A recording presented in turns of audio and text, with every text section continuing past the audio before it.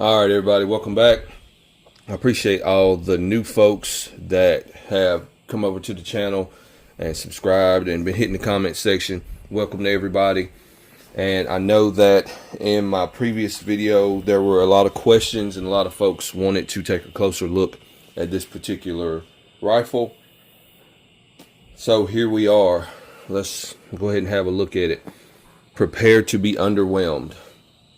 This isn't like a super fancy, or it's not a code or any type of specific retro build, nor am I a diehard cloner or anything like that. I don't really nerd out when it comes to that stuff specifically, but I did grow up watching Vietnam movies like Platoon and Hamburger Hill and things of that nature, and I do think that that is a significant portion of our history. So I've always enjoyed the style of these XM177 rifles, carbines, and with that being the case, I decided to somewhat emulate one with this particular setup. All right, so this thing is essentially a Franken gun. It's got an Anderson lower, and it's got a PSA upper. It started as a PSA 10.5-inch pistol upper, just their standard Freedom line or whatever, their cheap one, not the Cold Hammer forged with the FN barrel. Unfortunately, it's not that one. This was one of my first ARs that I ended up putting together, so I did not spend a ton of money on it at that point in time. But 10.5-inch barrel, and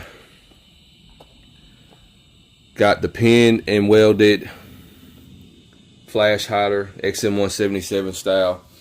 And the thing that you need to be aware of is just make sure that you choose an appropriate length flash hider when or if you're considering doing this, one that's going to complement your barrel to get you to the legal limit of 16 inches, right? So this one is like 5.5 inches long or something of that nature. Don't necessarily quote me on that. And I don't even remember where I purchased it, because I've had this thing set up this way for a while. And I even tried to go back and check through my emails to see which one of the more prominent companies that offer these was in my email thread as far as me making a purchase. No, didn't happen. So I don't really have the specifics on that, but there are several companies that offer these. If you just do a quick Google search, you will be able to find some options available to you.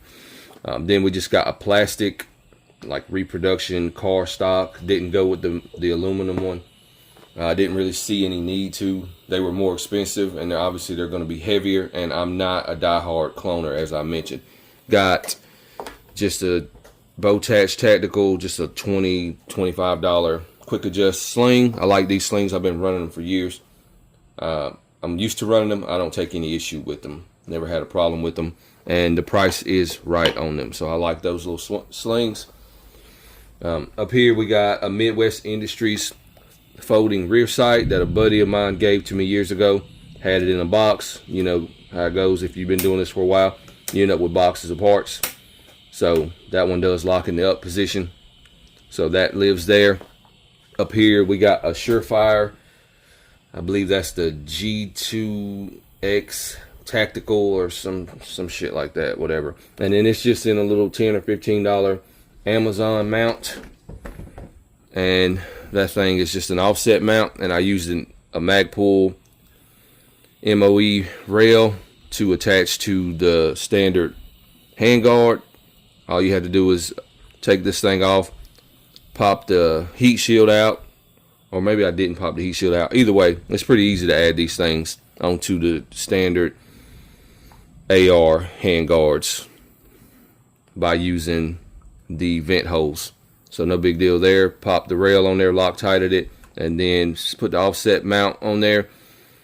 I like these little cheap mounts. They work fine. It clears out my sight picture, and I can use it regardless of whether I'm shooting the gun left or right-handed. So if I hand it off to my older son, he's left-handed or left-hand dominant, he doesn't have any issues running it that way either. So that's what I got for my light. I know somebody asked specifically about the light.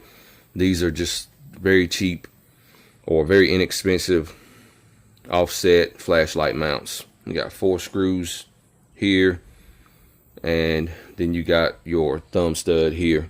So nothing too spectacular there. I got just a Ranger band here. That way if I need to secure my sling when it's not in use. And then the optic is the Bushnell TRS 26, a very inexpensive optic that works just fine for something like this if you're not looking to break the bank. Then I got Magpul pistol grip on there, running the 20 round Magpul mag, and of course I rattle canned the whole gun because I typically rattle can my guns anyway. I got away from doing the grips and the stocks a lot of times because most of the paint will wear off pretty quickly on the stock and the grip area, is what I've noticed as far as using just traditional spray paint. Never did paint the optic or the light. Again, this thing has just kind of came together from essentially a parts gun, more or less, over the years. But this is how it is in its final format, and it's been this way for a little while. I like it. My son usually runs it when we go out to range days with the homies. He likes it pretty good. I like it for him because it's a little bit more maneuverable, a little easier, a little lighter, and it's still got the basic setup of things that would be ideal for a modern rifle. You got a red dot, you got a white light, you got a decent sling, and you're pretty much good to go. Obviously the front sight is just a fixed front sight base. So that's pretty much it, guys. Like I said, this thing isn't anything super spectacular, but in my opinion, it is one of my most pleasant rifles to look at. I do enjoy it.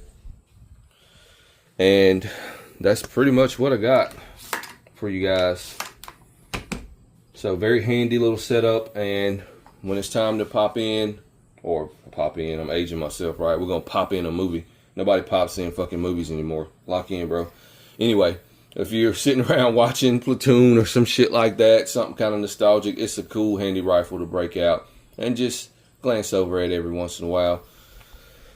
So hopefully that answers everybody's questions as far as the XM177-ish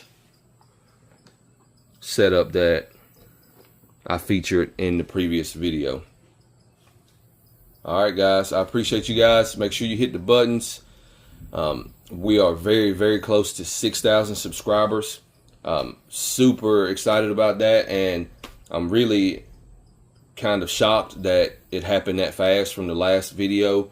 I've had just an enormous amount of new supporters come over to the channel, and not just come over and watch the videos. A lot of people watch the videos, my last couple videos, but a lot of people have really been locking in and hitting that subscribe button. I appreciate that. Feel free to share the content with anybody you think might benefit from it, and hit the buttons as usual. Get in the comment section. Let's have the discussions, and I will see you guys on the next one. I hope y'all enjoy. I'm out.